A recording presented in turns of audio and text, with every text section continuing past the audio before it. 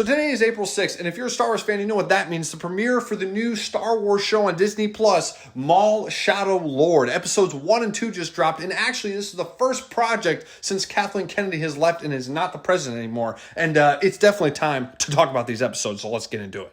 The story of these two episodes in the show so far is centered around a few groups of people. The first group is actually the TDF, or the Tactical Defense Force on the planet of Janix. That is the police force, basically. And the main guy in it is Commander Lawson, who actually, the voice sounds very familiar because it's this actor. And if you don't know who this actor is, he actually voiced Death from Puss in Boots. I know, crazy. The second is actually around these two people, mainly this one chick right here named Devin Izara, who Maul actually sees as possibly an apprentice to take down Palpatine and everybody else in his damn way. Obviously, the last group is Maul and his group of people called the Shadow Collective, which actually consists of Dothraki, which is Maul's race, and also Mandalorians, because Darth Maul, if you didn't know, in the Clone Wars became the crime lord of the underworld of Star Wars for a little while until the Siege of Mandalore, which he got captured by the Republic, and then Order 66 happened. So there you go.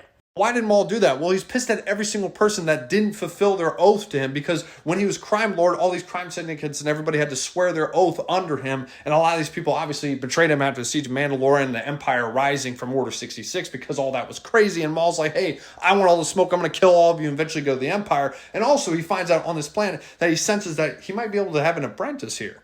Which leads us, of course, to Devin Izara and her master. Her master's in there every now and then, but she actually gets arrested from trying to steal food from a market. And then at the end of episode 1, Maul actually takes her. In episode 2, he's slowly trying to manipulate her and turn her, to the Sith way of things. Typical Sith turning Jedi evil stuff, and I love it. And there's a lot of world building in Janix because we've never been here before, and it's mainly because of Captain Lawson and him going and investigating everything that's going on until eventually he finds out that it's Maul and the Shadow Collective, and things get a lot better from there. And I like a lot of his scenes. I like detective type stuff. Overall, I like these 2 episodes a lot. I think it was a really good idea to have a 2-episode premiere. And by the way, there's going to be 10 episodes in this show in total. By the way, the animation, of course, looks absolutely amazing in this show because it's a Clone Wars animation. I swear to God, almost anything with the Clone Wars animation is a banger. Of course, the standout in these 2 episodes is, what a shocker, Darth Maul. Every single scene he's in, he is aura farming. Just Sam Witwer and how he voices Maul is just so incredible, dude. The action in these 2 episodes, oh my God, it's brutal as hell. Way more brutal than the Clone Wars, especially Maul's shit.